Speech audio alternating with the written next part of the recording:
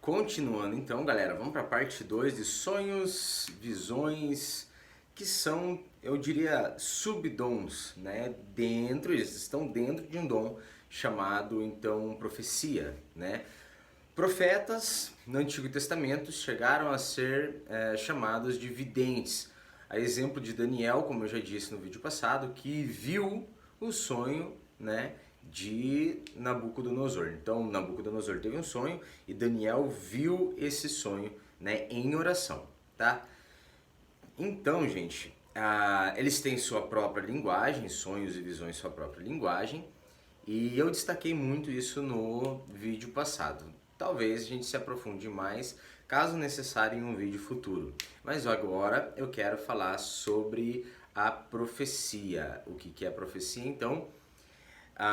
Vamos pegar de exemplo ali no Antigo Testamento ainda, Isaías, que veio ser o cara que, né, foi considerado o maior profeta messiânico do Antigo Testamento. O que mais falou sobre o Messias, o nosso conhecido Jesus, então Jesus Cristo, né? Cristo é Messias, né? E Jesus é Yeshua, por isso Yeshua Hamashia, né? Jesus o Messias, Jesus o Cristo, tá?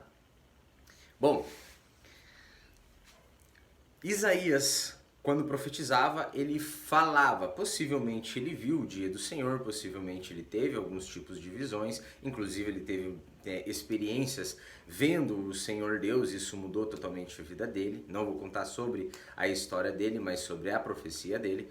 E diversas vezes ele profetizou sobre o Mestre, não só a vinda gloriosa dele, mas também chamado por nós hoje de a profecia do servo sofredor, que levaria então açoites, pelas suas pisaduras nós fomos sarados, como eu falei há uns 2 vídeos atrás. Também é profetizado que os ossos dele não seriam quebrados, mas também fala sobre a lança que furaria ele, né, que transpassaria ele. Também fala sobre as vestes dele que teriam sido sorteadas, a gente sabe, pelos soldados do exército romano, entre outras. Fala também de que ele seria traído pelo seu amigo Judas, que, poxa, entre tantas outras profecias messiânicas. Então é uma profecia dado por um profeta, escrito, vindo por sonho, por visão, por audição ou por em algum momento em que a unção toma a pessoa e ela declara coisas, como foi com até mesmo com o rei Saul, né, que foi entrou em um ambiente onde tinham outros profetas e ele foi tomado por essa glória, essa unção profética e começou a profetizar coisas, tá certo? A gente tem no Novo Testamento um exemplo de um homem que era um profeta e ele não só fala, mas ele tem atitudes. O profeta muitas vezes ele é muito louco, não necessariamente, mas às vezes ele é muito louco. Pega o livro de Ezequiel, por exemplo. Veja as coisas que Deus pede para Ezequiel falar. Mas o que eu acho muito interessante na profecia é a precisão, né, que ela conta as coisas. Embora ela seja uma visão tipológica, ilustrativa, com animais, bom, semelhante a sonhos, todo mundo aqui já sonhou com certeza.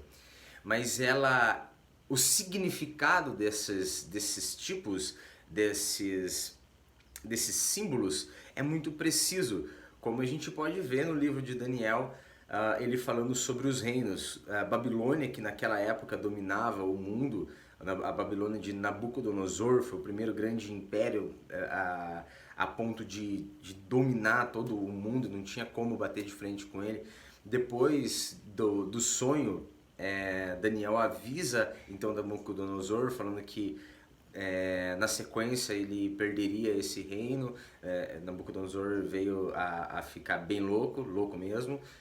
O filho dele assumiu e o filho dele então perdeu o reinado, né? No sonho aparece uma estátua onde a cabeça é de ouro, que significa o primeiro reinado mais forte, o de Nabucodonosor, o da Babilônia. Depois o tronco, né? O tronco ele se divide em dois braços, dois reinos, que seriam então os Medo e Persas, que vieram então a ser o segundo. Depois do tronco para baixo, a linha de cintura até o joelho ali, seria o Alexandre o Grande com a Grécia, e a canelinha até os pés seria então Roma, e a ponta dos pés com os 10 dedinhos ali, esse último reino, que é onde vem a pedra e plame no meio. Louco, né? Então conta a história do reinado da humanidade a partir de Nabucodonosor até o final. A pedra que vem de cima, pegando fogo, que dá no meio dos pés, da canela para baixo, é Jesus, é o reino dos céus que vem e me embola esse reino que, olha só um significado. A gente vai trabalhar muito com isso, a gente vai comentar muito esse tipo de coisa. Mas a canelinha era a mistura de barro com ferro. Na minha visão, o que eu entendo é que é um poder político e um religioso tentando se misturar. Anticristo, falso profeta, né? Político e religioso, tá? Anticristo, falso profeta. Político, religioso. Besta que sai da terra, besta que sai do mar. Tá entendendo?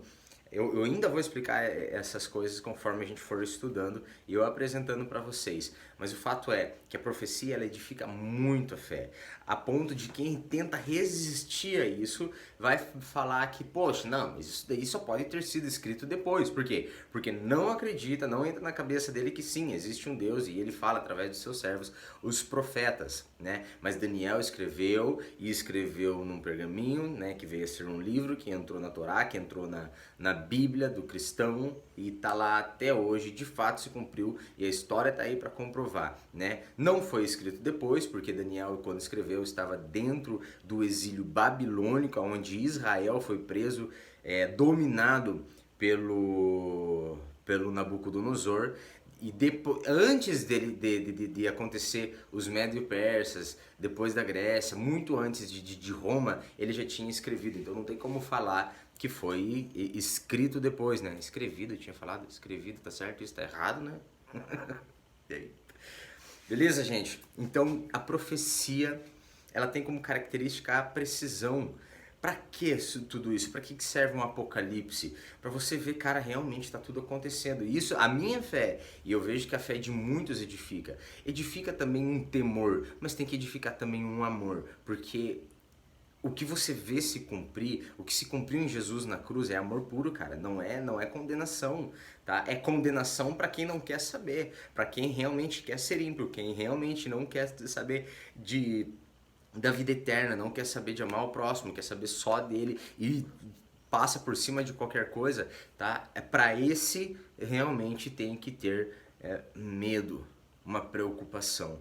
Mas se você é aquela pessoa, puxa, eu me importo com o próximo, eu quero melhorar, eu preciso de Cristo, eu preciso do Espírito Santo, eu preciso de Deus, eu temo Ele, eu tenho amor e eu gostaria de ser melhor. Cara, fica tranquilo, cara, as profecias, velho, elas são ao seu favor, elas são amor puro pra você, velho. Então, bem-aventurado aquele que ouve e pratica, aquele que lê, aqueles que ouvem, aqueles que praticam, né, as profecias desse livro aí, tá bom? Então isso daí tá lá no Apocalipse, eu vou comentar de novo, tá bom?